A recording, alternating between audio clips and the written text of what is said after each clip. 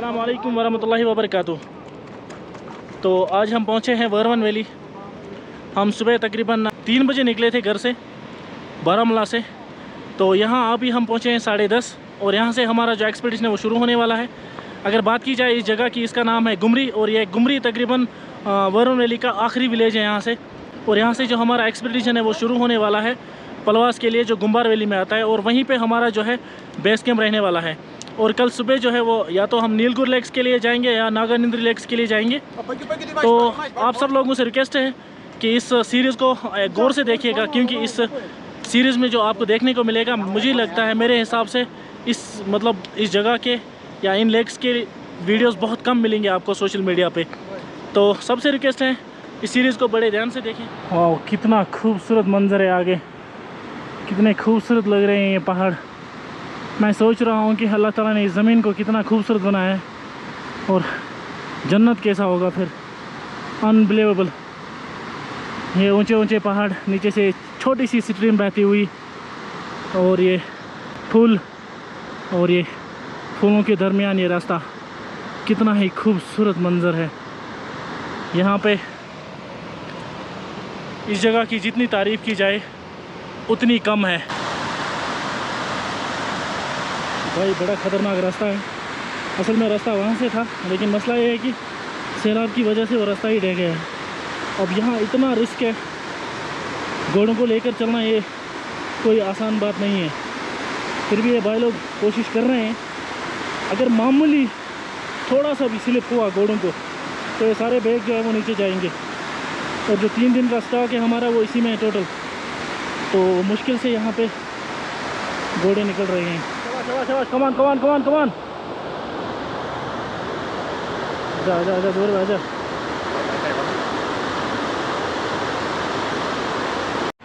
रास्ता बहुत कठिन है। इंसानों के लिए तो ठीक था, किसी हद तक कह सकते हैं ठीक है, लेकिन जानवरों के लिए यहाँ से जाना, वो भी विद लोड, बहुत ज़्यादा मुश्किल है। अब ये भाई कोशिश कर रहे हैं, धीरे धीरे इनको आगे बढ़ाते हैं।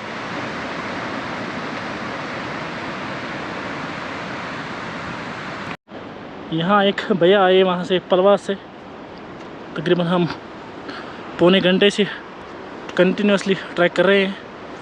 और पलवास से एक भैया आ गए घोड़े पे। हमने कहा कि हमारी स्पीड देखकर आपको क्या लगता है कि हमें कितना टाइम लगेगा?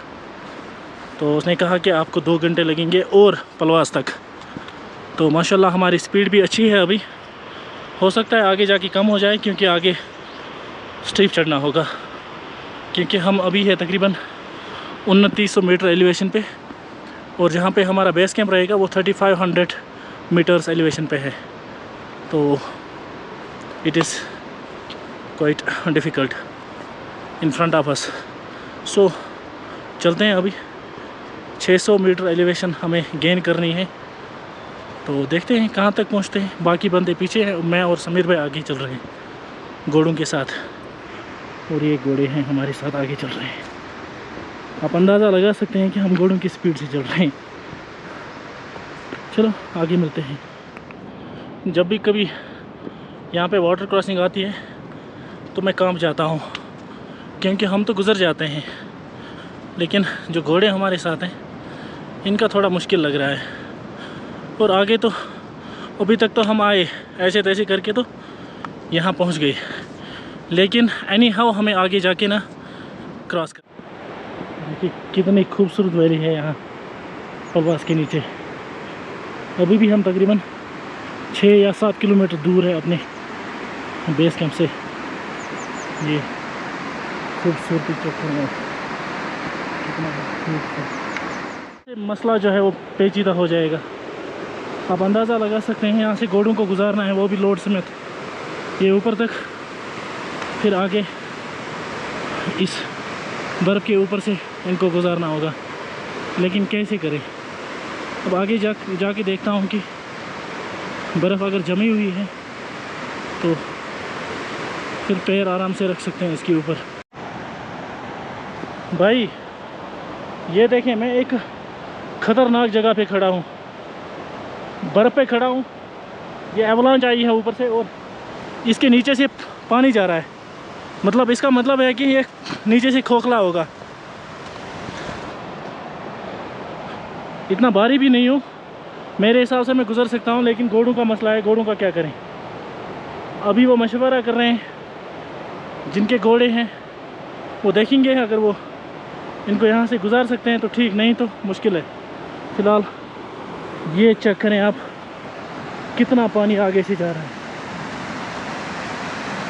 ये, और मैं बिल्कुल इस पे खड़ा हूँ। भाई बहुत ज़्यादा ख़तरा है यहाँ पे, क्योंकि इसके नीचे से पानी जा रहा है।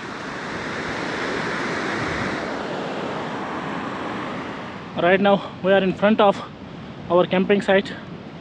बस 2 किलोमीटर दूर हैं हम। वो रिज दिख रही होगी, इसके पीछे हमारा बेस कैंप रहेगा। वैसे तो हम यहाँ भी अपना कैंप लगा सकते थे, लेकिन मसला यह है कि कल जब हमें एक्सपीडिशन के लिए जाना होगा तो फिर हमें ये 2 किलोमीटर उस टाइम भी निकालने होंगे। तो ये आज ही हम निकाल के रखेंगे, बेस के वहीं पे रखेंगे, फिर वहाँ से आसान हो जाएगा कल एक्सपीडिशन के लिए जाने के लिए। अभी हमने रेस्ट लिया था 5 मिनट का।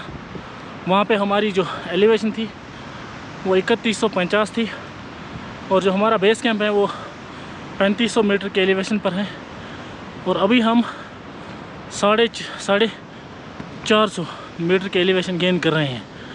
और ये आप देख सकते हैं कितना स्टीप चढ़ना है। आगे हमारे प्रेसिडेंट साहब ज़ुबैर फिरदौस और उसके साथी हैं समीर साहब। और ये जो रिज है ये क्रॉस करना है, तकरीबन 3350 की एलिवेशन जो हमारी होगी वो कंप्लीट होगी ये रिज क्रॉस करके। फिर बचता है वहाँ पे 150 मीटर, तो वो और आगे जाके हमें चढ़ना होगा, फिर हम अपने बेस कैंप तक पहुँच जाएंगे। और बाकी चेक करें आसपास कितने खूबसूरत नज़ारे हैं। और ये है हमारे वसीम साहब एज़ ऑलवेज़, और वो है इशफाक साहब, और उसके बाद जो है हमारे यावर साहब। तो चलते हैं आगे, ये टफेस्ट रिज जो है ये कंप्लीट करते हैं ताकि हम अपने बेस कैंप तक पहुंच जाएंगे। अगर देखा जाए हमारी एलिवेशन जो है अभी वो है 3350, और अभी हमें और 150 मीटर की एलिवेशन जो है वो गेन करनी है। और मैं आपको दिखाने की कोशिश करूँगा जो हमें कल एक्सपेडिशन करनी है नीलगुर लेक की, वो यहाँ से भी देख सकते हैं आप। ये जो आप पास देख रहे हैं इसके पीछे एक लेक है, इसको नीलगुर लेक कहते हैं, लेकिन हमें यहाँ से नहीं जाना है, क्योंकि हम वहाँ पे कैंपिंग कर रहे हैं। तो इसलिए हम इसके पीछे से आएंगे और फिर यहाँ नीलगुर लेक तक पहुँच जाएंगे। और यहाँ पे 3 लेक्स हैं, और इससे आगे एक है मुजिम लेक, वो यहाँ इस साइड में है।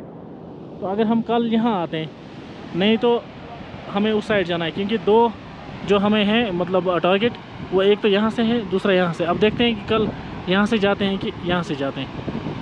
तो फ़िलहाल चलते हैं। ये जो आप नदी देख रहे हैं इसको गुम्बार नार कहते हैं, और ये हमारी आखिरी वाटर क्रॉसिंग है यहाँ पे।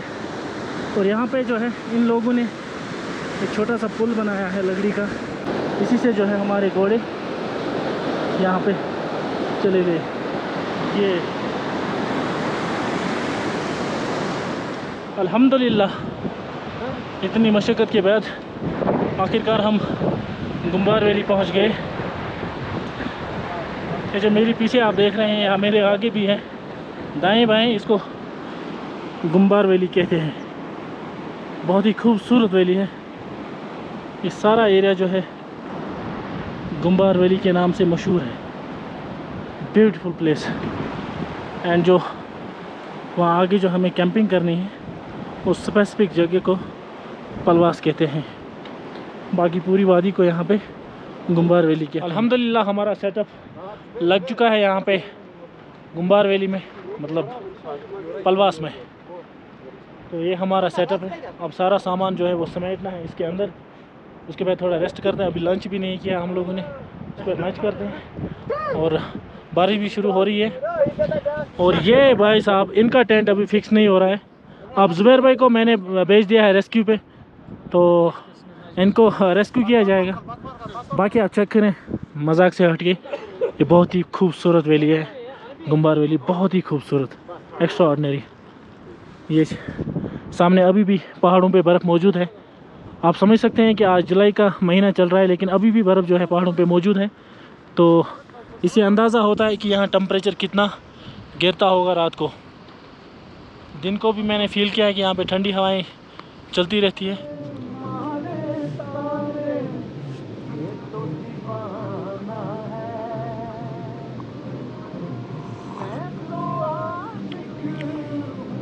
फाइनली हमने रेस्ट ले लिया है। 3 घंटे का रेस्ट लिया हमने क्योंकि बहुत ज़्यादा थके हुए थे। सुबह हमने 10:30 अपना जो एक्सपीडिशन था वो शुरू किया था और तकरीबन 3 बजे के आसपास हम यहाँ पहुँचे थे। फिर अपना सेटअप जो आपने देखा होगा अभी वो लगाया था। फिर हमने मतलब लंच भी करना था हमें, वो भी हो गया था। फिर उसके बाद पूरा जो ग्रुप है उन्होंने कहा कि पहले रेस्ट लेते हैं क्योंकि बहुत थके हुए हैं। तो हमने रेस्ट लिया तकरीबन 3 घंटे का। बहुत मस्त सोए थे, नींद भी अच्छी आई और इस दौरान बारिश भी बहुत ज़्यादा हुई है। तो अल्हम्दुलिल्लाह हमारा जो कैंप है वो बड़ा फिट है, तो कोई मतलब परेशानी की बात नहीं हुई। तो अभी हमने 10 मिनट पहले अपनी चाय, नून चाय और यहाँ पे पी ली। तो अभी बज रहे हैं तकरीबन 7:30 के आसपास। तो इसके बाद हम डिनर की तैयारी करेंगे। डिनर करके हम फिर से आराम से सो जाएंगे क्योंकि कल का दिन बड़ा ही ज़बरदस्त रहने वाला है। और हम जो अपना ये व्लॉग है यहीं पे ख़त्म करते हैं आज का और मिलते हैं कल के एक्सपेडिशन में। तब तक के लिए खुदा हाफिज़।